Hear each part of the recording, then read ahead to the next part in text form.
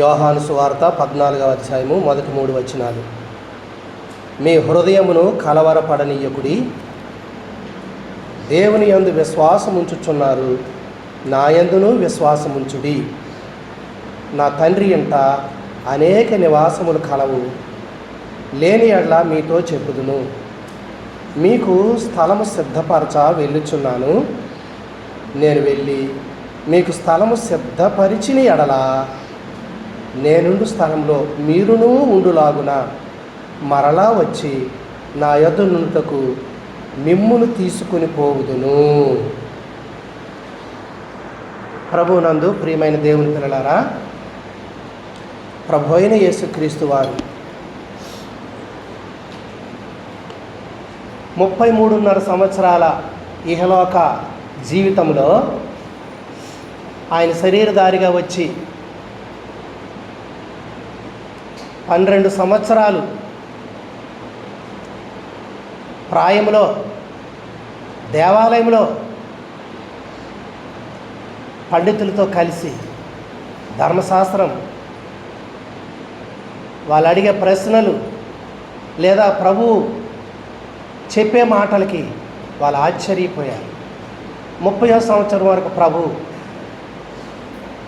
తల్లిదండ్రులకు, కుటుంబానికి లోబడి ఆ కుటుంబ బాధ్యతలు చూసుకొని 30వ సంవత్సరం నుండి ఆ యొక్క 3.5 సంవత్సరాల కాలంలోనే ఆయన తన మహిమను కనపరిచి 3.5 సంవత్సరాల్లోనే శిలువ మరణానికి వెళ్ళడానికి ముందుగా ఆయన చేసిన బోధలు, ఆయన చేసిన కార్యాలే ఆయన గురించి మనకి పరిశుద్ధ బైబిల్ గ్రంథంలో వ్రాయబడతా వచ్చాయి.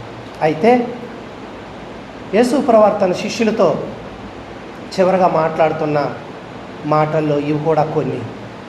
14వ అధ్యాయంలో ప్రభువు ఇంతవరకు వారితో గడిపి ఎన్నో అద్భుతాలు వారికి చూపించి అపోస్తలులుగా వారిని నిర్ణయించి వారికి అధికారం ఇచ్చి ఆయన పని చేయడానికి శిష్యులుగా ఏర్పాటు చేసుకున్నాడు. ప్రభు వాళ్ళ దగ్గర నుండి వెళ్ళిపోతాడు. ఆయన మరణించాలి. ఆయన మరణించడానికి ఈ లోకానికి వచ్చాడు. అందరి పాపముల కొరకు విమోచన క్రయధనముగా తన ప్రాణం పెట్టడానికే ప్రభు వచ్చారు. ప్రభు చెప్తున్నాడు, మీ హృదయాలు కలవరపడనీయొద్దు, దేవుని యందు విశ్వాసం ఉంచుచున్నారు, నా యందు కూడా విశ్వాసం ఉంచండి. దేవుడెవరు, తానెవరు? ప్రియమైన దేవుని పిల్లారా, 17వ అధ్యాయం యోహాను సువార్త మొదటి 3 వచనాలు మనం చదువుతాం. ఈ మాటలు చెప్పి, తండ్రి, నా గడియ వచ్చి ఉన్నది, నీ కుమారుడు నిన్ను మహిమపరచునట్లు నీ కుమారుని మహిమపరచు. నీవు నీ కుమారునికి ఇచ్చిన వారందరికీ ఆయన నిత్య జీవము అనుగ్రహించున్నట్లు సర్వ శరీరుల మీదను ఆయనకు అధికారం ఇచ్చితివి. అద్వితీయ సత్యదేవుడు అయిన నిన్నును నీవు పంపిన యేసుక్రీస్తుని ఎరుగుటయే నిత్య జీవము. కాబట్టి తండ్రి, నేను నిన్ను ఈ భూమి మీద మహిమపరిచాను. నా గడి వచ్చింది తండ్రి. ఈ భూమి మీద నిన్ను ఎలాగైతే నేను మహిమపరిచానో నన్ను కూడా నీవు అలాగ మహిమపరచు. నీ కుమారునికి ఇచ్చిన వారందరూ నిత్య జీవము అనుగ్రహించినట్లు సర్వ శరీరుల మీద అధికారం ఇచ్చావే. అద్వితీయ సత్యదేవుడు అయిన నిన్ను నీవు పంపించిన యేసుక్రీస్తును, అనగా ప్రభువినే వారి ముందర చూపించి విశ్వసించువాడే ఎరగడమే నిత్య జీవము అని చెప్పాడు. కాబట్టి యేసుక్రీస్తుని ఎరగకపోతే నిత్య జీవము లేదు. తండ్రిని ప్రభువే మనకు చూపించాడు. మీ హృదయాలు కలవరపడనీయొద్దు, నా తండ్రి ఇంట అనేక నివాసాలు ఉన్నాయి, మీకు స్థలం సిద్ధపరచడానికే అక్కడికి వెళ్తా ఉన్నాను. నేను వెళ్ళి మీ అందరికీ స్థలాలు సిద్ధపరిచి నేనుండే స్థలంలో మీరు ఉండులాగున మరలా వచ్చి నా యొద్ద ఉండడానికి మిమ్మల్ని అందరు నేను తీసుకొని పోతాను అని చెప్పాడు. ఇప్పుడు ఇంతకీ తండ్రి ఎవరు అని ఫిలిప్పు అడిగాడు. చూడండి 14వ అధ్యాయం. తోమా అడిగాడు 5వ వచనం. అందుకు తోమా, ప్రభువా, ఎక్కడికి వెళ్ళుచున్నావో మాకు తెలియదే, ఆ మార్గం ఎలాగూ తెలియనని అడుగగా. 6వ వచనం 14వ అధ్యాయం. యేసు, నేనే మార్గమును సత్యమును జీవమును, నా ద్వారానే తప్ప ఎవడును తండ్రి వద్దకు రాడు. మీరు నన్ను ఎరిగి ఉంటే నా తండ్రిని ఎరిగి ఉంది. ఇప్పటి నుండి మీరు ఆయనను ఎరుగుదురు, ఆయనను చూచి ఉన్నారని చెప్పాడు. అప్పుడు ఫిలిప్పు, ప్రభువా, తండ్రిని మాకు కనపరచమని మాకు అంతే చాలు ఆయనతో చెప్పగా, ఫిలిప్పు, నేను ఎంతకాలం మీ యొద్ద ఉండినను నన్ను నీవు ఎరగవా? నన్ను చూచిన వాడు తండ్రిని చూచి ఉన్నాడు కనుక తండ్రిని మాకు కనపరచమని ఎలా చెప్పుచున్నావు? తండ్రి యందు నేనును నా యందు తండ్రియు ఉన్నామని నీవు నమ్ముటలేదా? నేను మీతో చెప్పుచున్న మాటలు నా అంతటి నేనే చెప్పుటలేదు, తండ్రి నా యందు నివసించుచు తన క్రియలు చేయుచున్నాడు. తండ్రి యందు నేనును నా యందు తండ్రియు ఉన్నామని నమ్ముడి.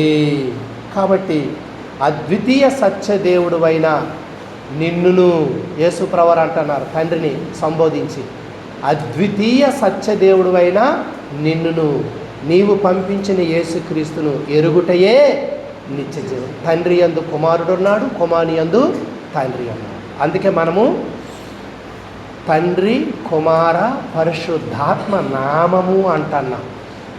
అన్నిటిలో కుమారుడు, తండ్రి, పరిశుద్ధాత్మ సమానులు. కాబట్టి ఇదే మర్మము. నీ ఉన్నావు, నీ ప్రాణం ఉంది, నీ ఆత్మ ఉంది, నీ శరీరం ఉంది. కంటికి కనబడే నీ శరీరమే నీవంటే ప్రాణము, ఆత్మ నీవే కదా. దేవుడు త్రిత్వమై ఉన్నాడు. కాబట్టి నా తండ్రి అంటే మీకు నివాసాలు సిద్ధపరచడానికి వెళ్ళుచున్నాను, మీ హృదయాలు కలవరపడనియొద్దు అని చెప్పాడు. ప్రియమైన దేవుని పిల్లలారా, ఎన్నో కలవరాలు కదా ఈ భూమి మీద. మానవ జీవితంలో చిన్న పిల్లలు మొదలుకొని వృద్ధుల వరకు కూడా ఎవరి కలవరము వాళ్ళదే. పిల్లలు పెంచి పెద్దవాళ్ళు చేసి వృద్ధాప్యంలో కూడా పిల్లలు దూరంగా ఉండి ఇంత బ్రతికి ఇంత సంపాదన చేసి పిల్లలు మా దగ్గర లేరే ఈ సమయంలో అనుకునేటటువంటి తల్లిదండ్రులు కూడా ఉన్నారు. అంటే వాళ్ళకి ఏమీ కొదువు లేదు, కానీ ఆ పిల్లలు వాళ్ళకి దగ్గరుంటే అది చాలు అనుకుంటారు ఆ సమయంలో. కాబట్టి హృదయాలకి కొన్ని కలవరాలు ఉంటాయి. చిన్నపిల్లల కలవరాలు చిన్నపిల్లలవి. ఆడికి ఎంత బ్యాగ్ ఇచ్చేసి పుస్తకాలు ఇచ్చేసి బడికి పంపితే ఆడి కలవరం ఆడిది, ఆడి చదువు విషయమై వాడి కలవరం ఆడిది. తండ్రి కలవరం తండ్రిది, తల్లి కలవరం తల్లిది, పిల్లలది ఎవరిది వారే సెపరేట్. అందరికీ ఎవరి కలవరాలు వాళ్ళకు ఉన్నాయి, ఎవరి బాధలు వాళ్ళకు ఉన్నాయి. మన చింత యావత్తు దేవుని మీదే మనము వెయ్యాలి. ఆయనే మన కొరకు చింతిస్తున్నాడు. అందుకే మీరు కలవరపడొద్దు అని చెప్పాడు. శిష్యులతో ఇంతవరకు ప్రభు ఉన్నాడు, వాళ్ళు ఆనందంగా ఉన్నారు. కానీ ప్రభువు వారిని విడిచి వెళ్ళాల. మీకు నేను ముందుగా వెళ్ళి స్థలాలు సిద్ధపరిచే వస్తాను, నేనుండు స్థలంలో మీరు కూడా ఉంటారు అని ప్రభు చెప్పారు. కాబట్టి దేవుడు మన కొరకు పరలోకములో నిత్య నివాసాలు ఏర్పాటు చేస్తారు. ఆ నిత్య నివాసాలకు మనం వెళ్ళాలంటే ప్రభు అయిన యేసుక్రీస్తుని ఎరుగుటయే నిత్య జీవం. తండ్రి అయిన దేవుని, కుమారుడైన క్రీస్తుని ఎరుగుటయే నిత్య జీవము. కాబట్టి ఈ మాటలు నా అంతట నేనే చెప్పలేదు, తండ్రి నా యందుండు ఇవి మీకు తెలియచేస్తాను. మీరు నమ్మండి, ఈ క్రియల మూలంగానైనా మీరు నమ్మండి. ఎందుకంటే ఎవరూ చేయలేనటువంటి క్రియలు ప్రభువైన యేసుక్రీస్తు వారు చేశారు. ప్రియమైనటువంటి దేవుని పిల్లారా, కాబట్టి మన నివాసము పరలోకమునే. ఫిలిప్పీలకు రాసిన పత్రిక దేవుని వాక్యం అక్కడ మనము చూచినప్పుడు 3వ అధ్యాయం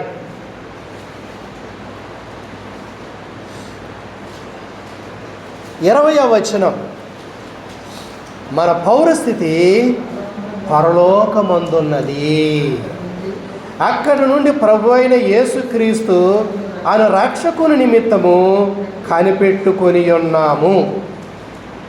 ప్రభు చెప్పాడు, మీకు నివాస స్థలం ఏర్పాటు చేస్తానని.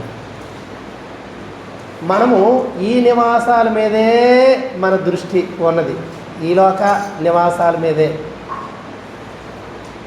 పేతురు అంటాడు, భూమి మీద మన నివాసమైన ఈ గుడారము శిథిలమైపోద్ది, ఇవన్నీ కూడా నాశనం అయిపోతాయి. మన గురి అక్కడ ఉండాల. అందుకే పరలోకమందు మీకు ధనం కూర్చుకోండి ప్రభు చెప్పాడు. ఎందుకంటే ఇక్కడ మీ ధనము చిమ్మెట తినేస్తుంది, అంటే చెదబట్టేస్తుందట. కొందరు కట్టలు బ్యాగులు ఎక్కడో ఉంచుతారు, అవి చెదబట్టేసాయి అనుకోండి, గాంధీ గారిని కొరికేసాయి అనుకోండి, ఆ నెంబర్లు కొరికేసాయి అనుకోండి, అవునా కదా, చెల్లుతాయమ్మా. అందుకే ఎక్కువ క్యాష్ ఇంట్లో ఉంచుకోకండి, బ్యాంకుల్లో పెట్టుకోండి అని చెప్తారు. బంగారంలోకి, వెండిలోకి, భూముల్లోకి మార్చుకుంటే పర్వాలేదు. కట్టలే ఉంచారు అనుకోండి, అవి ఒక చెదబెట్టిస్తే. అందుకే ప్రభు చెప్పాడు,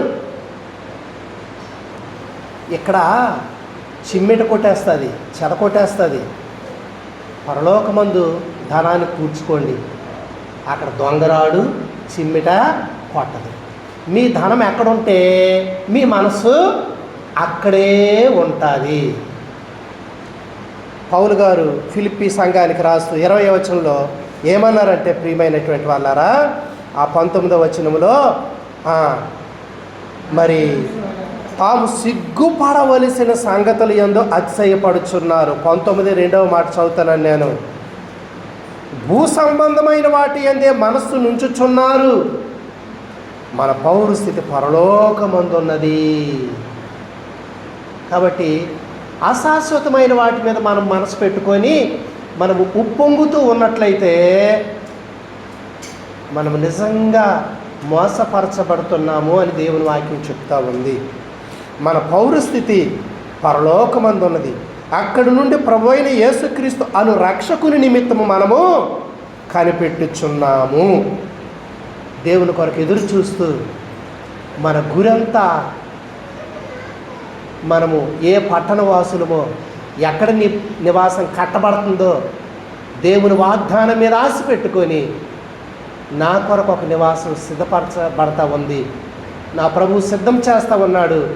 మరణించి సమాధి చేయబడి తిరిగి లేచిన ప్రభువు పరమునకు వెళ్ళాడు, ఆయన నివాసము సిద్ధపరిచి మరలా వస్తాడు. అప్పటికి నేను సిద్ధంగా ఉండాలా వద్దా? ప్రభు కొరకు ఆశతో ఎదురు చూస్తూ మనం సిద్ధపడి ఉండాలి. అక్కడ మన నివాసాలు పూర్తయినప్పుడు దేవుడు మనల్ని అక్కడికి తీసుకొని వెళ్తాడు. నేను మరలా వచ్చి మిమ్మల్ని తీసుకొని వెళ్తాను. కాబట్టి దేవునితో నిత్య నివాసం చేయడానికే దేవుడు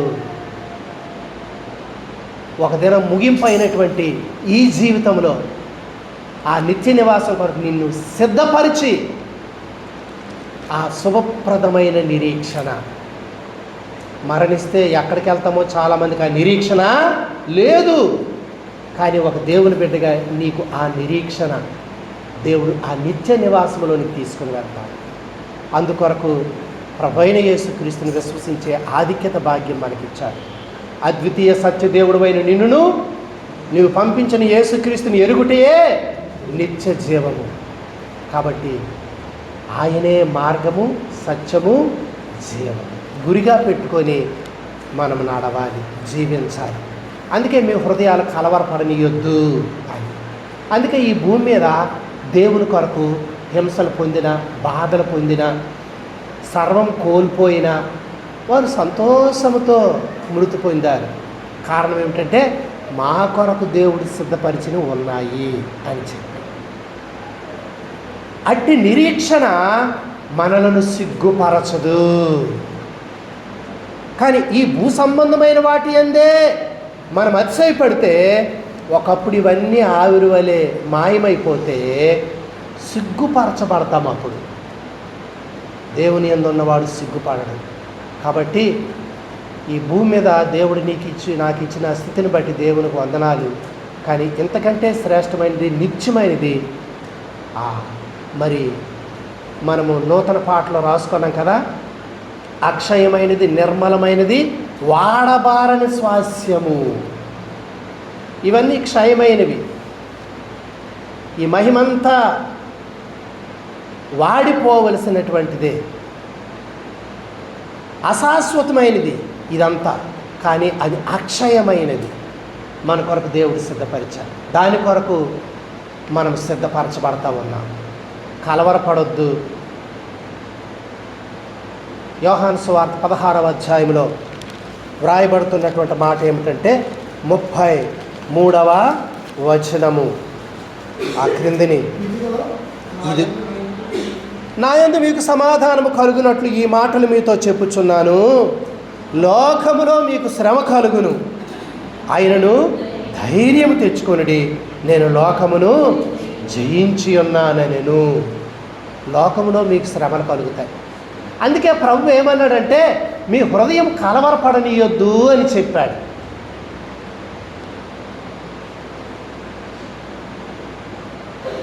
కీర్తన గ్రంథంలో భక్తుడు కూడా ఏమంటాడంటే నీతిమంతునికి కలుగు ఆపదలు అనేకములు అని వ్రాయబడ్డాయి. అయితే ప్రభు వాటన్నిటిలో నుండి మనల్ని విడిపిస్తాడు. 34:17 చదవండి. నీతిమంతులు మొర్రపెట్టగా యెహోవా ఆలకించును, వారి శ్రమలన్నిటిలో నుండి వారిని విడిపించును అని వ్రాయబడింది. 19వ వచనము, నీతిమంతుని కలుగు ఆపదలు అనేకములు, వాటన్నిటిలో నుండి యెహోవా వారిని విడిపించును. ప్రియమైన వారు, అందుకే మీరు ధైర్యంగా ఉండండి, కలవరపడొద్దు. మిమ్మల్ని విడువను ఎన్నడూ ఎడబాయను, నిబ్బరము కలిగి ధైర్యంగా ఉండు. హెబ్రీ 13:5లో 5వ వచనమో 6వ వచనంలో మరి దేవుని యొక్క వాక్యములో వ్రాయబడి. కాబట్టి ప్రియమైనటువంటి దేవుని పిల్లలారా, మనము దేవుడు చెప్పాడు విడువను నిన్ను ఎడబాయను అని. నరమాతృడు నాకేమీ చేయగలడని మంచి ధైర్యంతో చెప్పగలవారమై ఉన్నామని అక్కడ వ్రాయబడతా ఉంటారు. ప్రియమైన దేవుని పిల్లలారా, లోకములో ఎన్ని శ్రమలైనా దేవుడు అన్నాడు ఈ సంగతులన్నీ జరుగుతున్నప్పుడు మీ తలలెత్తుకోండి, మీ విడుదల సమీపమైంది అని చెప్పాడు. ఈ జీవిత యాత్రలో ఎన్నో శ్రమలు, బాధలున్నా నీ విశ్వాసాన్ని ఎప్పుడు విడిచిపెట్టక ప్రభు కొరకు శ్రమపడు. లోకంలో మీకు ఎన్నో శ్రమలు వస్తాయి. ప్రభు కొరకు నిలబడవలసి వచ్చినప్పుడు నిలబడితే, ముందు చెప్పాం కదా, దేవుడిచ్చే రక్షణ ఉచితమైనది. కానీ నీ రక్షణ కాపాడుకొని విశ్వాసపు పరీక్షల్లో నీవు నిలబడి జయిస్తే దేవుడు నీకు జీతము ఇస్తాడు. నీ క్రియలకు జీతం ఉంటుంది. చాలామంది అనవసరంగా ఎందుకు మాట కాయాలా, దేవుని కొరకు అనేసరికి పక్కకు తప్పుకొని వెళ్ళిపోతారు, నిందపడరు, అవమానం పొందరు, శ్రమకు ముందుకు రారు. నీకు ఎలాగొస్తుంది జీతం? ఆయన కొరకవమానమును మరి నిందకు పాత్రులము, ఆయన కొరకవమానమును మరి నిందకు పాత్రులము, తన వాక్య సంతోషించుండెదో సంతోషింతురు మిగులా. తన వాక్యమెవ్వరి మది అందుండెదో సంతోషింతురు మిగులా. మహానందం ప్రభువే మన కానందం, మన యందు నిలచియుండును పరలోకపు ఆనందం. మన యందు నిలచియుండును పరలోకపు ఆనందం. ఆయన కొరకు అవమానము, నింద పొందడానికి యోగ్యులని ఎంచబడినందుకు వాళ్ళు సంతోషించారు. ఎందుకు? వాళ్ళకి దేవుని వాక్యం తెలుసు. అలాగూ నిందలు అవమానం అనుభవిస్తే దానికి వచ్చే ప్రతిఫలము బహుమానంగా పొందుతామని వాళ్ళ హృదయంలో ఆ వాక్యం ఉంది కాబట్టి ఆనందించారు. మనకు ఆ వాక్యం లేదు. లోకం నన్ను ఏమనుకుంటుందేమో, నాకు ముద్ర వేసేస్తారేమో, అందరి దృష్టిలో నేను ఎందుకు చెడ్డలు అయిపోవాలా,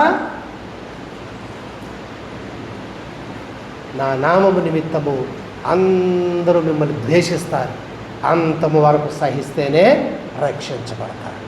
కాబట్టి దేవుని కొరకు నిలబడడము గొప్ప ఆధిక్యత, భాగ్యం. అది సంతోషంగా భావిస్తారు నిజమైన ఆత్మీయులు.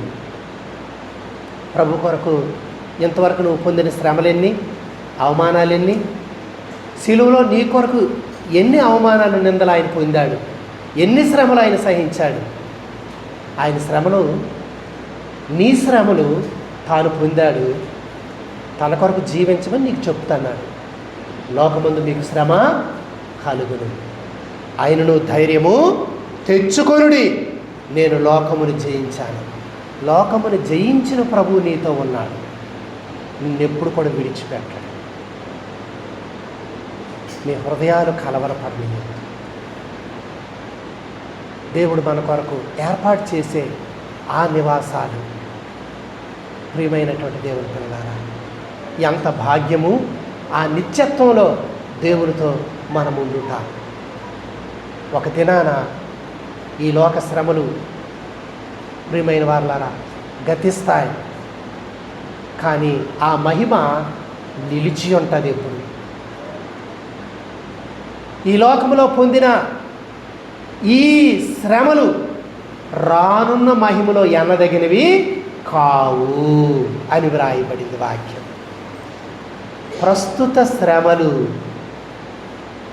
అని వ్రాయబడ్డాయి. నీ జీవితంలో నీవు బ్రతికినంత వరకు కూడా నీవు పొందిన శ్రమలు నీకిచ్చే మహిమ ఎదుటి ఎన్నదగినవి కావు. దేవుడు అన్యాయస్తుడు కాడు. అంత గొప్ప బహుమానం ఇస్తాడు. దేవుని కొరకు నిలబడు. ప్రభు నీకు సహాయం చేస్తాడు, నిన్ను బలపరుస్తాడు. 21వ అధ్యాయం ప్రకటన గ్రంథం చూచినప్పుడు అక్కడ క్రొత్త ఆకాశం, క్రొత్త భూమి మనం చూస్తాం. మొదటి ఆకాశం, మొదటి భూమి గతించిపోతాయి, సముద్రం ఉండదు. నూతనమైన యెరూషలేము, ఇప్పుడున్న యెరూషలేము ఎన్ని శ్రమల గుండా వెళ్తుంది.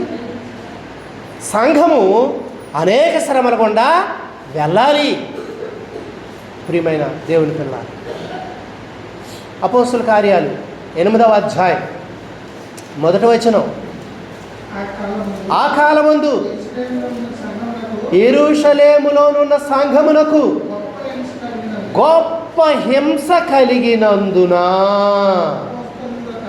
అపోస్తలులు తప్ప అందరూ యోదయ, సమరయ దేశముల యందు చెదిరిపోయిరి. చూసారా, ప్రభు అన్నాడు, మనిషి కుమారుడు మహిమతో వస్తాడు. ఆ దినం వరకు మనం కనిపెట్టుకొని చూడాలి. ప్రియమైన దేవుని పిల్లలు, అంతవరకు ఈ లోకములో విశ్వాసికి శ్రమలు వస్తే భయపడకూడదు. జయించిన ప్రభు అన్నాడు. ప్రియముతో వాటన్నిటినీ కూడా సంతోషంతో స్వీకరించాలి. సహింతుము శ్రమలన్నీయు యేసుకై సంతోషముతో. సహింతుము శ్రమలన్నీయు యేసుకై సంతోషముతో. సహించిన వారమైతే ఏలుదుము ఆయనతో. సహించిన వారమైతే ఏలుదుము ఆయనతో. సహింతుము శ్రమలన్నీయు యేసుకై సంతోషముతో. యేసు కొరకై ఈ లోకములో నిందలు హింసలు పొందగా. యేసు కొరకై ఈ లోకములో నిందలు హింసలు పొందగా. యేసు కూడా మన తోడుగా. యేసు కూడా మన తోడుగా. సాహిత్య ఓదార్చి ప్రేమ చూపును. సహింతుము శ్రమలన్నీయు యేసుకై సంతోషముతో. సహింతుము శ్రమలన్నీయు యేసుకై సంతోషముతో. నీ లోకమందు పలు శ్రమలు లోకస్తుల ద్వేషము వలన కలుగు. లోకమందు పలు శ్రమలు లోకస్తుల ద్వేషము వలన కలుగు. లోకాధికారిని లోకమును. లోకాధికారిని లోకమును జయించిన ప్రభువే మనలగాయును. సహింతుము శ్రమలన్నీయు యేసుకై సంతోషముతో. సహింతుము శ్రమలన్నీయు యేసుతో సంతోషముతో. సహించిన వారమైతే ఏలుదుము ఆయనతో. సహించిన వారమైతే ఏలుదుము ఆయనతో. సహింతుము శ్రమలన్నీయు యేసుకై సంతోషముతో. సహింతుము శ్రమలన్నీయు యేసుకై సంతోషముతో. నీతి కొరకు ఆకలి దప్పులు గలవారు ధన్యులు, వారు సంతృప్తి పరచబడతారు. యేసు ప్రభువారి కొరకు, ఆయన సువార్త కొరకు, ఆయన నిమిత్తము మనము శ్రమను ఒకవేళ ఎదుర్కొంటే మనము ధన్యులము. పేతురు రాసిన మొదటి పత్రిక 1వ అధ్యాయం. ప్రభువు మరణాన్ని గెలిచాడు, మనల్ని కూడా లేపుతాడు కదా. ఇదే నిరీక్షణ మనకి. 3వ వచనం నుండి చదవండి. 1వ అధ్యాయం. మన ప్రభువగు యేసుక్రీస్తు తండ్రి అయిన దేవుడు స్తుతించబడునుగాక. మృతులలో నుండి యేసుక్రీస్తును తిరిగి మృతులలో నుండి యేసుక్రీస్తు తిరిగి లేచుట వలన జీవముతో కూడిన నిరీక్షణ మనకు కలుగునట్లు, అనగా అక్షయమైనదియు నిర్మలమైనదియు వాడబారదియునైన స్వాస్యము మనకు కలుగునట్లు తన విశేష కనికరము చొప్పున మనలను మరలా జన్మింపజేసెను. కడవరి కాలమందు బయలుపరచబడుటకు సిద్ధముగానున్న రక్షణ మీకు కలుగునట్లు విశ్వాసము ద్వారా దేవుని శక్తి చేత కాపాడబడు మీ కొరకు ఆ స్వాస్యము పరలోకమందు భద్రపరచబడి, ఇందువలన మీరు మిక్కిలి ఆనందించుచున్నారు. కానీ అవసరాన్ని బట్టి నానా విధమైన శోధనల చేత ప్రస్తుతమున కొంచెము కాలము మీకు దుఃఖము కలుగుచున్నది. ప్రియమైన దేవుని పిల్లారా, ఆ పరలోకమందు గొప్ప స్వాస్యం ఉంది, అందును బట్టి మనకు ఆనందము. అయితే అవసరాన్ని బట్టి నానా విధమైన శోధనలతో ప్రస్తుత కాలం మీకు దుఃఖమే వస్తుంది. ఎందుకంటే నశించు సువర్ణము అగ్ని పరీక్షల వలన శుద్ధిపరచబడుచున్నది కదా.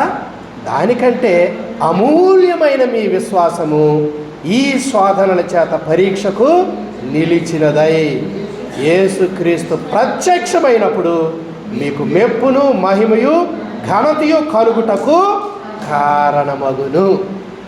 కాబట్టి దేవుని కొరకు శ్రమలు అనుభవిస్తే యేసు ప్రభువారు ప్రత్యక్షమైనప్పుడు మీకు మెప్పు మహిమ కలగడానికి అదే కారణమవుతుంది. కాబట్టి దేవుని దగ్గర నీ ఆధిక్యత భాగ్యం ఏమిటి? ఇక్కడ శ్రమను పొంది ఆయన కొరకు నిలబడినప్పుడే కదా. మరి శ్రమలకు నువ్వెందుకు జడుస్తావు, భయపడతావు? ఆయన నామము నిమిత్తము అవమానము, నింద, తోలనాడిన, శ్రమలు పొందిన, చంపిన దానికి తగిన ప్రతిఫలం వస్తుంది. కాబట్టి రానున్న ఆ మహిమలో ప్రస్తుతం ఉందన్న శ్రమలు, ఈ శ్రమలకి నీవు సహిస్తే వచ్చే బహుమానము ఈ శ్రమలకి అంత పెద్ద బహుమానమా అని ఆశ్చర్యపోతాం. ప్రియమైనటువంటి దేవుని పిల్లలారా, అందుకే మనకి ఒక నిరీక్షణ దేవుడు ఇచ్చాడు.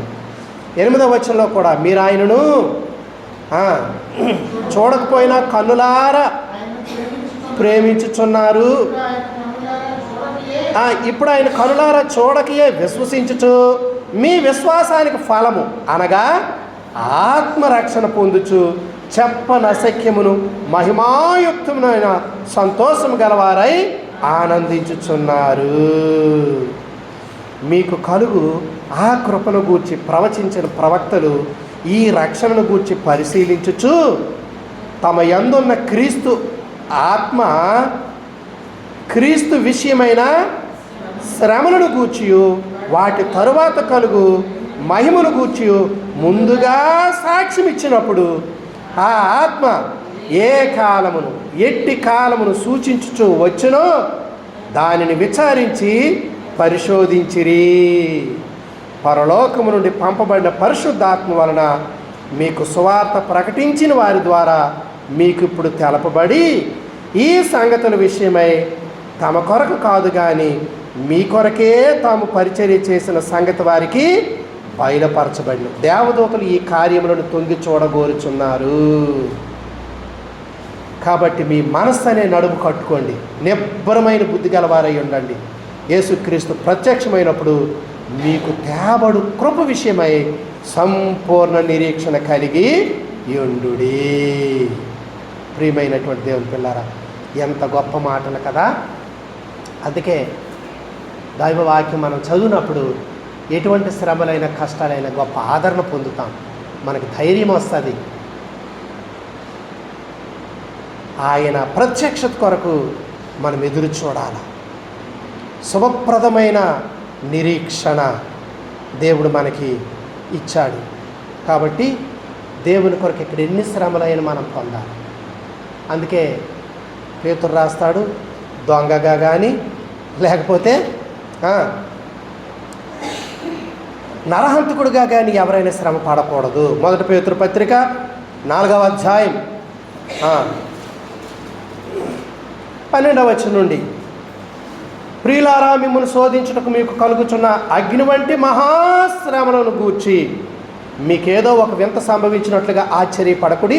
క్రీస్తు మహిమ బయలుపరచబడినప్పుడు మీరు మహానందముతో సంతోషించి నిమిత్తము క్రీస్తు శ్రమలలో మీరు పాలువారయ్యున్నంతగా సంతోషించుడి. క్రీస్తు నామము నిమిత్తము మీరు నింద పాలైన యెడల మహిమా స్వరూపి అయిన ఆత్మ అనగా దేవుని ఆత్మ మీ మీద నిలుచున్నాడు కనుక మీరు ధన్యులు. మీరు ఎవడను నరహంతకుడుగా కానీ, దొంగగా కానీ, దుర్మార్గుడిగా కానీ, పరుల జోలికి పోవాడిగా కానీ బాగా అనుభవింప తగదు. ఎవడైనను క్రైస్తవుడైనందుకు బాధ అనుభవించిన యెడల అతడు సిగ్గుపడక ఆ పేరును బట్టి దేవుని మహిమపరచవలెను. కాబట్టి క్రైస్తవుడు అయినందుకు నువ్వు బాధలు పొందితే నువ్వు అతిశయించాలి, ఆనందించాలి. ముందున్న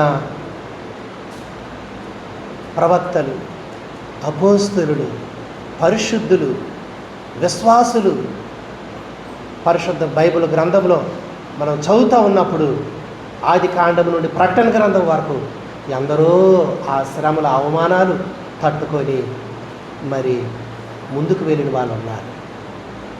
ఈరోజు మనకేదో కొత్తగా వింత సంభవిస్తుంది, యేసుప్రభువుని నమ్ముకొని నాకెందుకే ఈ శ్రమలని అనుకోవద్దు. అమూల్యమైన మీ విశ్వాసము ఈ శ్రమలకు నిలబడి మీకు మెప్పు మహిమ ప్రభు వచ్చినప్పుడు కలుగుతుంది. అందుకే శ్రమలకు భయపడొద్దు అని ప్రభు చెప్పారు. లోకమంతటి మీదకి వచ్చే శ్రమల కాలంలో ఈ విశ్వాస జీవితంలో శ్రమలు మనం ఎదుర్కొంటే ప్రభు మనల్ని తప్పిస్తాడు. దైవవాక్యంలో ప్రకటన గ్రంథం 3వ అధ్యాయము 10వ వచనం, నీవు నా ఓర్పు విషయమైన వాక్యమును గైకొంటివి గనుక భూనివాసులను శోధించుటకు లోకమంతటి మీదకి రాబోవు శోధన కాలములో నేను నిన్ను కాపాడేదను. నేను త్వరగా వచ్చుచున్నాను. ఎవడను నీ కిరీటమును అపహరింపకుండునట్లు నీకు కలిగిన దానిని గట్టిగా పట్టుకొనుము. ప్రియమైనటువంటి దేవుని పిల్లారా, లోకమంతటి మీదకి వచ్చేటటువంటి శోధన కాలములో నేను నిన్ను తప్పిస్తాను. అందుకే ఎన్ని శోధనలైనా సహించి భరించి ప్రభు కొరకు నిలబడితే దేవుడి సంఘాన్ని లోకమంతటికి వచ్చే ఆ శోధన కాలంలో నుండి తప్పిస్తాడు ఆయన.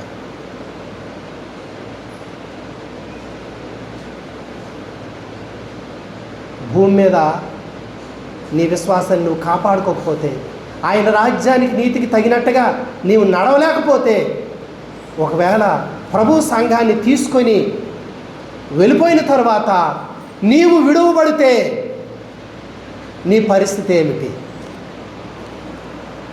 రండి, ప్రకటన గ్రంథం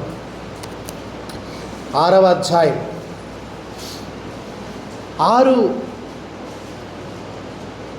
6వ అధ్యాయం గొర్రెపిల్ల 7 ముద్రలు విప్పినప్పుడు మొట్టమొదట తెల్లని గుర్రం మీద వచ్చినటువంటి వాడు అబద్ధ క్రీస్తు. వాడు విల్లు పట్టుకున్నాడు, కానీ బాణాలు లేవు కదా, కానీ జయించడానికి వెళ్తా ఉన్నాడు. శాంతి శాంతి అని చెప్తాడు,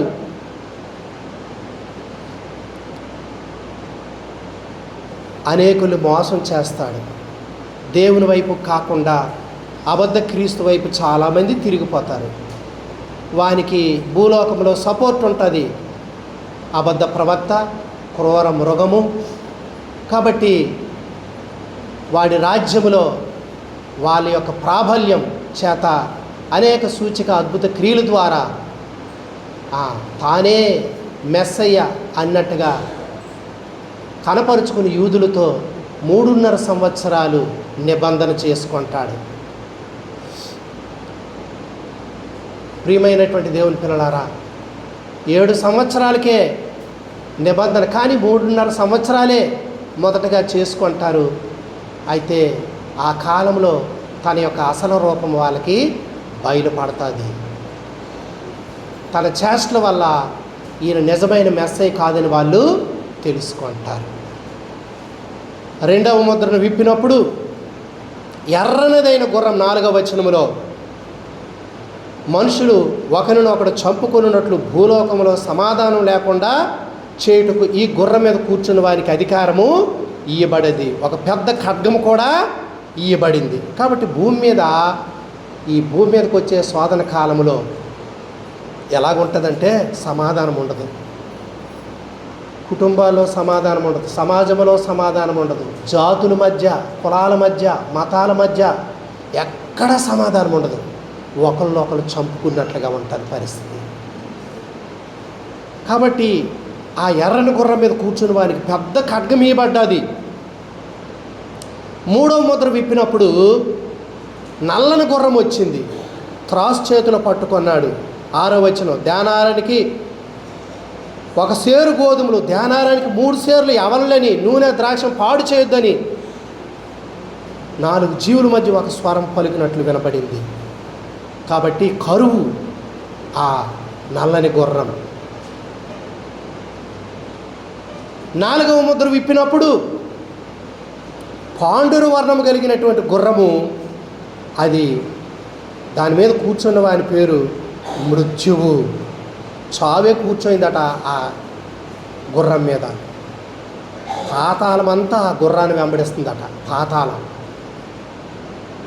ఎందుకంటే పాతాళంలో ప్రేతలు ఉంటాయి, మృతులు ఉంటారు. రక్షణ లేని వారు పాతాళానికే పోతారు. ఖడ్గము వల్ల, కరువు వల్ల, మరణము వల్ల, భూలోకము నుండి క్రూర మృగము వల్ల. చూసారా, ఎవరికి? ఈ యొక్క క్రీస్తు విరోధి మెస్సయ్య అని చెప్పే ఆయన పక్షంగా ఈ క్రూర మృగం ఉంటుంది. భూనివాసులు చంపడానికి భూమి యొక్క 4వ భాగం పైన అధికారం వానికి ఇవ్వబడుతుంది. కాబట్టి ఈ లోకంలో విడువబడితే ఎంత ఘోరంగా ఉంటుందో చూడండి. అందుకే ఈ భూమి మీద విశ్వాసి ఎటువంటి శ్రమలు వచ్చినా దేవుని కొరకు నిలవబడినప్పుడు దేవుడు కూడా తన సంఘాన్ని కాపాడుతాడు. శ్రమలు సంఘానికి కొత్త ఏమీ కాదు. కానీ ఈ రక్షణ ఎటువంటి రక్షణ అంటే, ఉచితంగా నీకు ఇచ్చే ఈ కృపతో ఇచ్చే ఈ రక్షణ, దీన్ని కాపాడుకోవడానికి ఈ విశ్వాస జీవిత శ్రమలు అనుమతించబడ్డాయి. ఆనందముతో వాటిని స్వీకరించి అందులో మనం కొనసాగాలి. అంతేగాని విడువబడి లోకముతో పాటు శ్రమలు పొందడానికి ప్రభువు నిన్న అప్పగించడం. ఇది శ్రమలకు భయపడి కాదు. విశ్వాసి తన జీవితంలో ఎన్ని శ్రమలైనా ఎదుర్కొంటాడు. కానీ విడువబడేవారు ఈ శ్రమలన్నీ అనుభవించవలసి వస్తుంది. 9వ వచనం 5వ ముద్ర విప్పడం జరిగింది. అప్పుడు ఈ భూమి మీద వాక్యము నిమిత్తము, దేవుని వాక్యము నిమిత్తము, తామిచ్చిన సాక్ష్యము నిమిత్తము వధించబడిన వారి ఆత్మలు బలిపీఠం కింద చూచారు. యోహాను ఆ దినాల్లో ప్రభు కొరకు జీవించాలంటే, ప్రభు కొరకు బ్రతికేటటువంటి విధానము అక్కడ ఉండదు కనుక వధించబడతారు. తామిచ్చిన సాక్ష్యం కొరకు వధించబడిన ఆత్మలు బలిపీఠము కింద ఉన్నాయి. బలిపీఠము కింద ఆ ఆత్మలు ఉన్నాయి. బలిపీఠము క్రీస్తు మరణాన్ని తెలియచేస్తుంది. ఆయనే నీ కొరకు నా కొరకు మరణిస్తే నీ రక్షణ కొరకు ఆ దినాల్లో విడువబడితే, నీవు ప్రభు కొరకు జీవిస్తే చంపబడతావు. వాళ్ళు అంటున్నారు 10వ వచనంలో, వారు అంటున్నారు, నాథా సత్యస్వరూపి పరిశుద్ధుడా, ఇహందాక తీర్పు తీర్చక మా నిమిత్తము, మా రక్తము నిమిత్తము భూనివాసులకు ప్రతిదండన చేయకుండా ఉండు అని బిగ్గరగా కేకలేశారు. ఈ భూనివాసులు ఇన్ని శ్రమలు పెట్టి మమ్మల్ని చంపుతుంటే మా రక్తము నిమిత్తం ఎందుకు నువ్వు తీర్పు తీర్చవు అంటున్నారు. చూడండి, తెల్లని వస్త్రం వారిలో ప్రతి వారికి ఇవ్వబడ్డది. వారు పొడవబడి రక్త శక్తమైపోతే వాళ్ళకి ఏ వస్త్రాలు ఇవ్వబడ్డాయి? తెల్లని వస్త్రాలు బలిపీఠం కింద వాళ్ళు ఉన్నారు.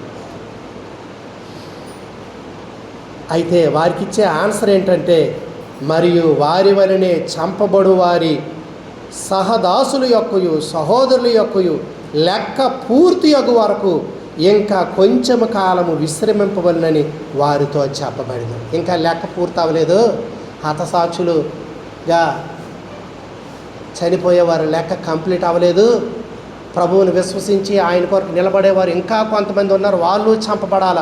లెక్క కంప్లీట్ అయిన తర్వాత చూస్తాను, ఉండండి, అందాక ఉండండి, అందాక పడుకోండి, అందాక పడుకోండి. లెక్క కంప్లీట్ అవ్వని దేవుడు ఎందుకు వెంటనే సహాయం చేయలేదు? సహాయం చేయడా? ఆయన అన్నిటికీ ప్రతిఫలం ఇచ్చే రోజు ఉంది. ప్రభు గాబర పడ్డం, మనము గాబర పడకూడదు. ఈ భూమి మీద నీ విశ్వాసాన్ని కాపాడుకో, పరిస్థితులు ఏవైనా సరే. 6వ ముద్ర విప్పినప్పుడు పెద్ద భూకంపం కలిగింది. సూర్యుడు కంబల వలె నలుపయ్యాడు, చంద్రబింబంతా రక్తవర్ణమైంది. పెద్ద గాలి చేత ఊగిసలాడు అంజూరపు చెట్టు నుండి అకాలపు కాయలు రాలినట్లు ఆకాశ నక్షత్రాలు భూమి మీద రాలాయి. ఆకాశము చుట్టబడిన గ్రంథము వలె తొలగిపోయింది. ప్రతి కొండ, ప్రతి ద్వీపము వాటి స్థానాలు తప్పాయి. భూరాజులు, గనులు, సహస్రాధిపతులు, ధనికులు, బలిష్ఠులు, ప్రతి దాసుడు, ప్రతి స్వతంత్రుడు కొండ గుహలలోను బండ సందుల్లోను దాక్కొని సింహాసనాసీనుడై ఉన్న వాని యొక్కయు గొర్రెపిల్ల యొక్కయు ఉగ్రత మహాదినము వచ్చెను, దానికి తాళజాలిని వాడెవడు మా మీద పడి ఆయన సన్నిధిని గొర్రెపిల్ల ఉగ్రతను మమ్మను మరుగు చేయుడి అని పర్వతములతోనూ బండలతోనూ చెప్పుచున్నారు. గొర్రెపిల్ల కోపం వచ్చింది, కొండల్లోనూ బండలోనూ దాగిపోతానరట.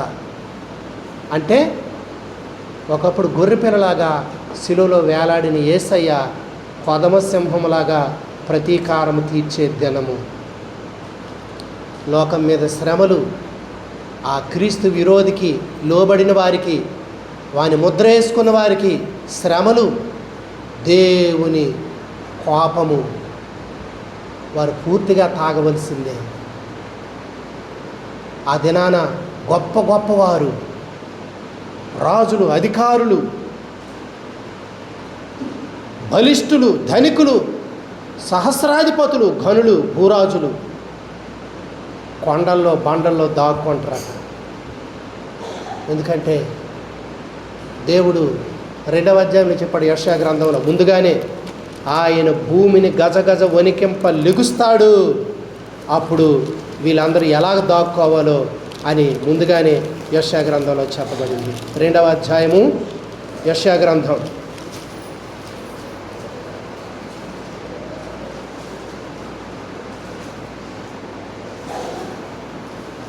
19వ వచనం. యెహోవా భూమిని గజగజ వణికింప లేచినప్పుడు ఆయన భీకర సన్నిధి నుండి, ఆయన ప్రభావ మహాత్మ్యము నుండి మనుషులు కొండల గుహలలో దూరుదురు, నేల బొరియలలో దూరుదురు. 20-21 చివరిలో ఆయన భీకర సన్నిధి నుండి, ఆయన ప్రభావ మహాత్మ్యము నుండి కొండ గుహలలోను బండబేటల్లోను దూరవలనన్న ఆశతో నరులు తాము పూజించుటకై చేయించుకొనిన వెండి విగ్రహములను, సువర్ణ విగ్రహములను, ఎలకలకును గబ్బిలములకును పారవేయుదురు. దేవుని ఉగ్రత దినం అలాగుంటుంది. ప్రియమైనటువంటి దేవుని పిల్లలారా,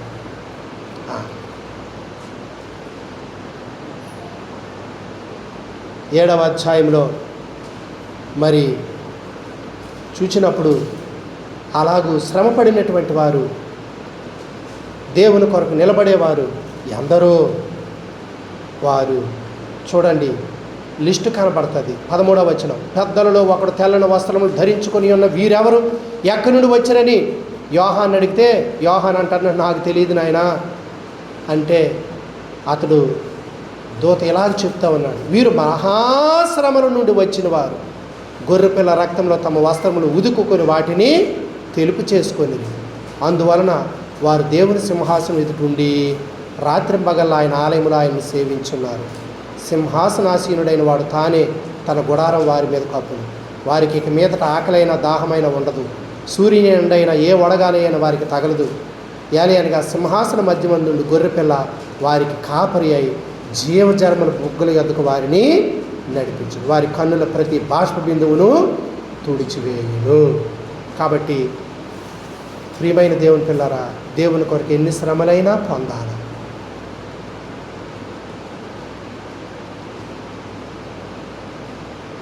ప్రతి బాష్ప బిందువును ఆయన తుడిచివేస్తాడు. శ్రమలకు ప్రతిఫలం అదే. కాబట్టి దొంగగా దుర్మార్గుడిగా శ్రమ పడకూడదు. ఒక విశ్వాసిగా ప్రభువు కొరకు నువ్వు శ్రమ పడితే నీవు ధన్యుడివే. కాబట్టి ప్రభు లోకంలో మీకు శ్రమ కలుగుతుంది అన్నాడు, లోకాన్ని నేను జయించానన్నాడు. కాబట్టి దేవుడు శ్రమలన్నీ సహించి జయించడానికి శక్తినిస్తాడు, కృపనిస్తాడు. 8వ అధ్యాయంలో 7వ ముద్ర విప్పబడింది. ఇక్కడ 7వ అధ్యాయంలో 6వ ముద్ర మరి విప్పబడుతుంది. ఎక్కడ 6వ ముద్ర 6వ అధ్యాయం 12వ వచనంలోనే విప్పబడింది. 7వ ముద్ర 8వ అధ్యాయంలో మనం మొదటి వచనంలో చూస్తాము. 7వ ముద్ర విప్పినప్పుడు పరలోకంలో ఇంచుమించు అరగంట సేపు నిశ్శబ్దం కమ్ముకోయింది. ఎందుకంటే మరి 7 బోరలు ఊదేటటువంటి 7గురు దేవదూతలు ఈ యొక్క 7వ ముద్ర విప్పినప్పుడు రావడం జరుగుతూ ఉంది. కాబట్టి 3వ వచనంలో చెప్పబడతా ఉంది, సువర్ణ దూపార్తి చేత పట్టుకొని ఉన్న వేరొక దూత వచ్చి బలిపీఠం ఎదుట నిలబడగా సింహాసనం ఎదుట ఉన్న సువర్ణ బలిపీఠం పైన పరిశుద్ధుల అందరి ప్రార్థనలతో కలుపుటకై అతనికి బహు ధూపద్రవ్యము ఇయ్యబడిన. అప్పుడు ఆ ధూపద్రవ్యముల పొగ పరిశుద్ధుల ప్రార్థనలతో కలిపి దూత చేతిలో నుండి పైకి దేవుని సన్నిధికి చేరెను. ఆ ధూపార్తి తీసుకొని బలిపీఠం పైన ఉన్న నిప్పులతో దానిని నింపి భూమి మీద పడవేయగా ఉరుముల ధ్వనులు, మెరుపులు, భూకంపము కలిగెను. 7వ ముద్ర విప్పినప్పుడు ఆ యొక్క సువర్ణ దూపార్తి పట్టుకొని ఉన్న దూత బలిపీఠం మీద నిప్పులతో మరి ఆ యొక్క మీద సువర్ణ ద్రవ్యాలు కలుపుతూ ఉంటే పరిశుద్ధుల ప్రార్థనలు కూడా ఆ ధూపంతో పాటు దేవుని దగ్గరికి చేరాయట. ఆ యొక్క నిప్పులు భూమి మీద పడేస్తే మెరుపులు, ధ్వనులు, భూకంపము, ఉరుములు ఈ భూమి మీదకి వచ్చాయి. అప్పుడు 7 బూరలు ఊదేటటువంటి వారు వచ్చారు. 6వ వచనం, అంతటి 7 బూరలు పట్టుకున్న ఆ 7గురు దూతలు ఊదుటకు సిద్ధపడ్డారు. మొదటి ఆ బోర, ఇప్పుడు 7 ముద్రలు అయిపోయాయి. ఇప్పుడు 7 బోరలు. 7వ వచనం, మొదటి దూత బోర ఊడినప్పుడు రక్తంతో మిళితమైన వడగండ్లు అగ్ని పుట్టి భూమి పైన వేయబడెను. అందువల్ల భూమిలో 3వ భాగము కాలిపోయాను. చెట్లలో 3వ భాగము కాలిపోయాను. పచ్చగడ్డంతా కాలిపోయాను. ఇది మొదటి దూత బోర ఊదినప్పుడు జరిగిన సంభవం. ప్రియమైన దేవుని పిల్లరా, భూమి మీద ఎటువంటి పరిస్థితులు ఉంటాయో చూడండి. రక్తంతో మిళితమైన వడగళ్ళు పడ్డాయట. ఆ వడగళ్ళు చూస్తే రక్తంతో నిండిపోయి ఉన్నాయి. అవి భూమి మీద పడ్డాయి. 3వ భాగం భూమి మీద ఆ వడగండ్లు అగ్ని పుట్టి భూమిని కాల్చివేసినప్పుడు 3వ భాగం కాలిపోయింది. చెట్లలో 3వ భాగం కాలిపోయింది. పచ్చగడ్డి కాలిపోయింది. 2వ దూత బోర ఊదినప్పుడు అగ్ని చేత మండుచున్న పెద్ద కొండ ఒకటి సముద్రంలో పడవేయబడిన. అందువల్ల సముద్రంలో 3వ భాగము రక్తమైపోయింది. సముద్రంలో ప్రాణం గల జంతువులు 3వ భాగం చచ్చిపోయినాయి. వాడల్లో 3వ భాగము నాశనమై. అందుకే 8వ అధ్యాయంలో 7వ ముద్రను విప్పినప్పుడు పరలోకములు ఇంచుమించు అరగంట నిశ్శబ్దంగా ఉంది. ఇంతవరకు ఆ చెట్లు, ఆ ప్రకృతి, మానవాళి జీవనం కొరకు ఇచ్చిన దేవుడు ఇప్పుడు ఈ యొక్క 7 బోరలు ఊదినప్పుడు ఎటువంటి శ్రమలు వస్తాయి అది చూసి పరలోకం అరగంట సేపు మౌనమైపోయి దేవుడు భూమి మీద వేయడానికి ఆయన మనస్సు అంత బాధపడుతుంది. మానవులు రక్షణ పొందాలి, వారి నాశనం నుండి తప్పించుకోవాలని అవకాశం ఇస్తే వాళ్ళు విడతనాన్ని విడిచిపెట్టక ఉన్నందు కారణాన్ని బట్టి సాతాను మరి ఆ యొక్క పరిపాలనలో వారికి ఇటువంటి శ్రమలు ప్రియమైనటువంటి దేవుని పిల్లలు. అయితే 3వ దూత బూర ఊదింది 10వ వచనములో, దివిటి వలె మండుచున్నటువంటి ఒక పెద్ద నక్షత్రం ఆకాశం నుండి రాలి నదుల 3వ భాగం మీద నీటి బొగ్గల మీద పడితే ఆ నక్షత్రానికి మాచిపత్రి అని పేరు కనుక భూమి మీద ఉన్నటువంటి నీళ్ళలో 3వ భాగము చేదైపోయాయి. ఆ నీళ్ళు తాగిన అనేకులు చచ్చిపోయారు.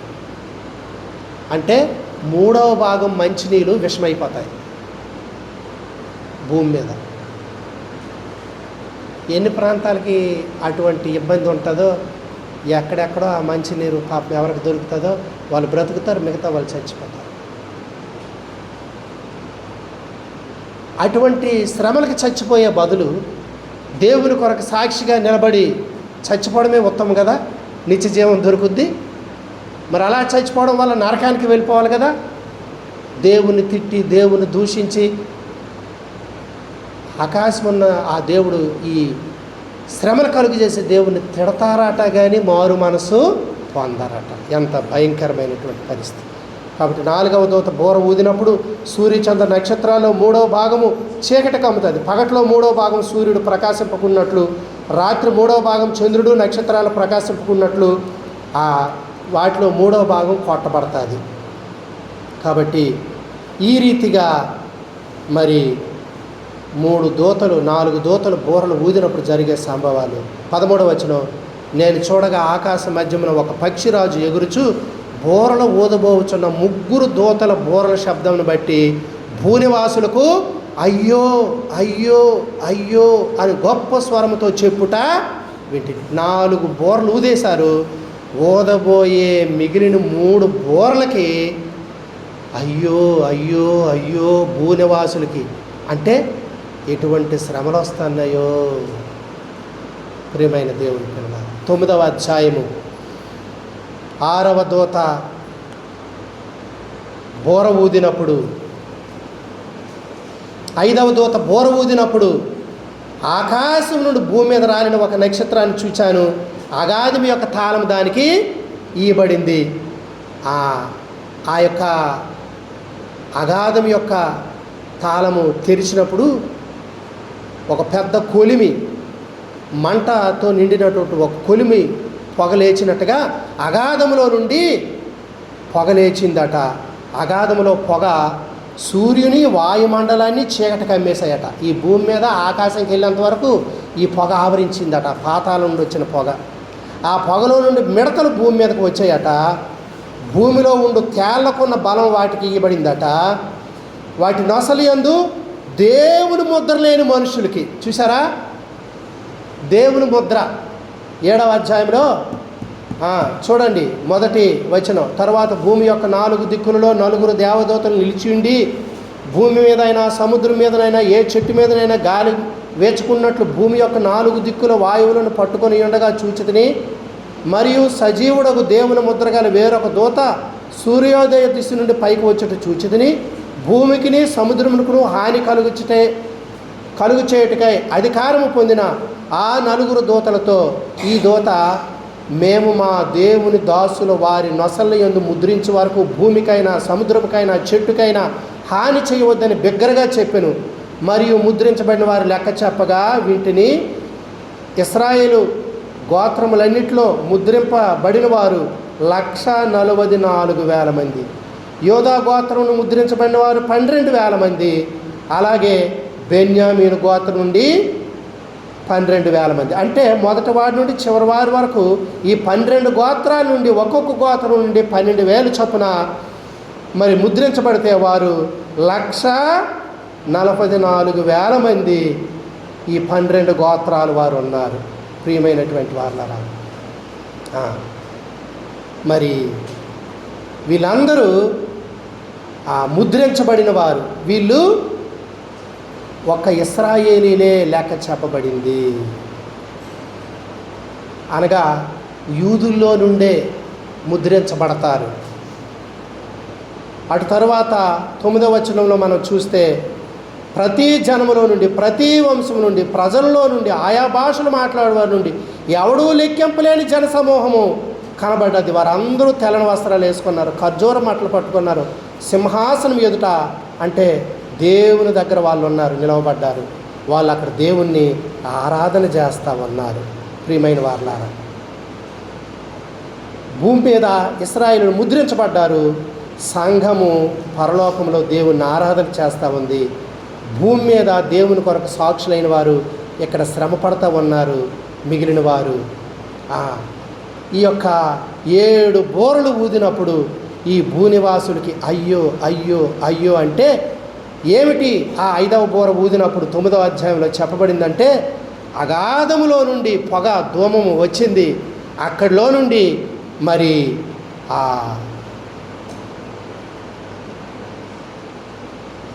3వ వచనం, ఆ పొగలో నుండి మిడతలు భూమి మీదకు వచ్చాను. మిడతలు వచ్చి భూమి మీద నుండి తేళ్లకున్న బలం వారికి ఇవ్వబడ్డది. మరియు నొసలు యందు దేవుని ముద్ర లేని మనుషులకే దేవుని ముద్ర. ఇక్కడ 7వ అధ్యాయం 3వ వచనంలో మా దేవుని దాసులు వారి నొసలు యందు ముద్రించి వరకు భూమికైనా సముద్రంకైనా చెట్లకైనా హాని చేయవద్దని బిగ్గరగా చెప్పెను అని రాయబడింది. వాళ్ళ ఇశ్రాయేలును ముద్రించబడిన తర్వాత అప్పుడు ఆ ముద్ర లేని వారికి, ఈ భూమి మీద విడువబడిన వారికి, సాతాను రాజ్యంలో ఉన్నవారికి, భూమి మీద రక్షణ పొందకుండా ఉన్నవారికి ఏం చేస్తాయంటే ఈ మిడతలు కొడతాయి. కాబట్టి నొసలు యందు దేవుని ముద్ర లేని మనుషులకే తప్ప భూమికైనా గడ్డికైనా ఏ మొక్కలకైనా మరి ఏ వృక్షానికైనా హాని కలుగ చేయకూడదని వాటికి ఆజ్ఞ ఇయ్యబడిను.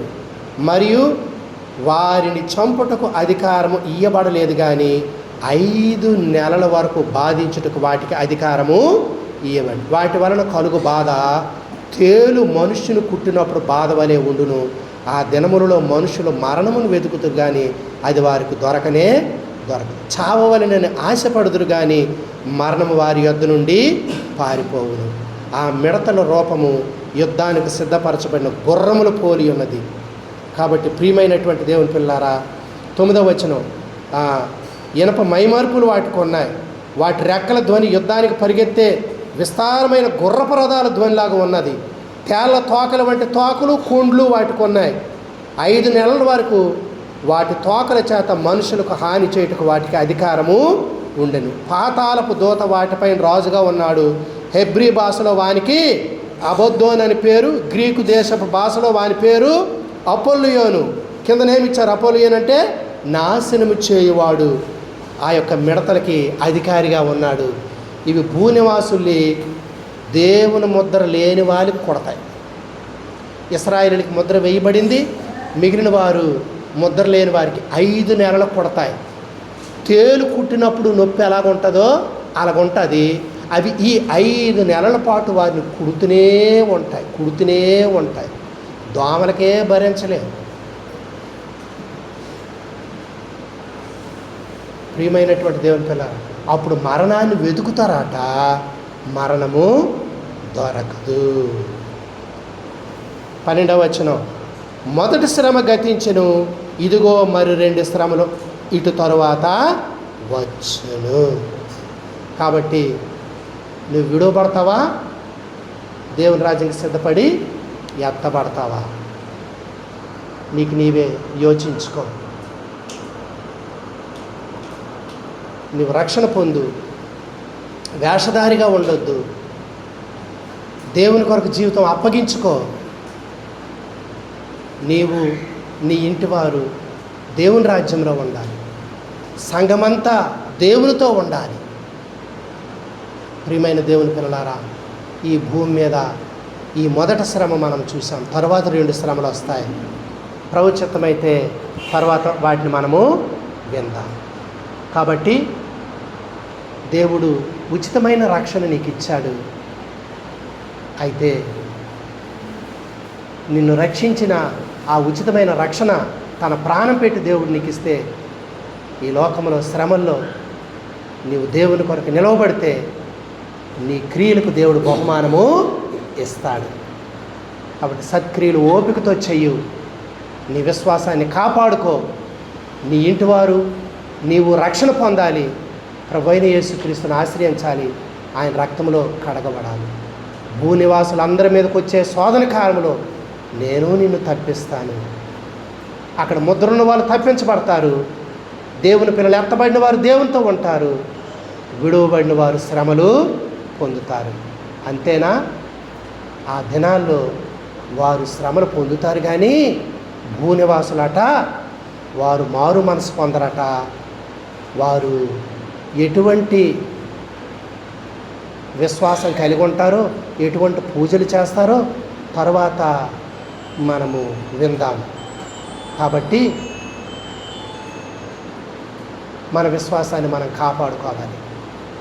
రక్షకుడు యేసుక్రీస్తు ప్రభువుని ఎరిగిన పిమ్మట ఆయన గొప్ప ఆత్మరక్షణ నీకు ఇచ్చాడు. కాబట్టి ఈ శ్రమలు ఆ పొందబో మహిమలో ఎనదగినవి కాదు కనుక దేవుని కొరకు ఎన్నైనా అనుభవిద్దాం. ఆయన రాజ్యాన్ని సంపాదించుకున్నాం. విడువబడి సాతాను చేతిలో చిక్కి వారి ముద్ర వేసుకుంటే ఆ యొక్క తేలు కొండ్లు వంటి కొండ్లు కలిగిన మిడతలు 5 నెలలు బాధిస్తాయి. అది భూనివాసుల మీదకి వచ్చే తీర్పు. 7 బోరలు, 7 ముద్రలు, 7 ఉగ్రత పాత్రలు ఇంకా ఉన్నాయి. పాత్రలు భూమి మీద పోయబడతాయి. అవి పోసినప్పుడు ఏమవుతుందో తర్వాత మనం వెళ్తాం. కాబట్టి మన విశ్వాసాన్ని కాపాడుకొని ఆయన రాజ్యానికి నీతికి తగినట్టుగా మనము జీవిద్దాం. ప్రభువు మనకు సహాయం చేయనుగాక. ఆమేన్.